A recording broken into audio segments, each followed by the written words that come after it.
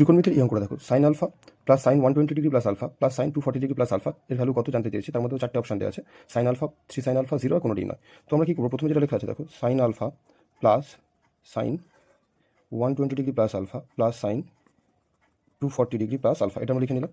এবার দেখো তাহলে এখানে কি আছে, সাইন আলফা প্লাস, এখানে দেখো এটা sine A plus sine B, sine A plus sine B formula কি, 2 sine A plus B by 2, তাহলে এখানে হবে কত, 120 plus alpha plus 240 plus alpha by 2, আর cos A minus B by 2, এটা মাইনাস এটা বাই 2, তাহলে cos 120 plus alpha minus 240 minus alpha by 2। তাহলে এখান থেকে আমাদের কী দেওয়া আছে দেখো, সাইন আলফা প্লাস 2 সাইন, এখানে কত 120 আর 240 মানে 360 প্লাস 2 আলফা বাই 2, আর হচ্ছে কস আমাদের থাকছে কত দেখো, আলফা আলফা কেটে যাচ্ছে, এটা হচ্ছে মাইনাস 120 বাই 2। তাহলে এখান থেকে আমরা কি লিখতে পারি, সাইন আলফা প্লাস 2 সাইন, প্রত্যেকটাকে 2 দিয়ে ভাগ করলে কত হবে দেখো, 180 ডিগ্রি প্লাস আলফা, আর এটা হচ্ছে কস অফ মাইনাস 60 ডিগ্রি।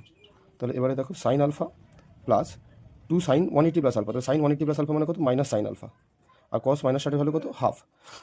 তাহলে এখান থেকে 2 ক্যান্সেল হচ্ছে, তাহলে sine alpha minus sine alpha মানে অ্যান্সার আসছে কত, 0। তাহলে আমাদের অপশন সি হচ্ছে রাইট অ্যান্সার।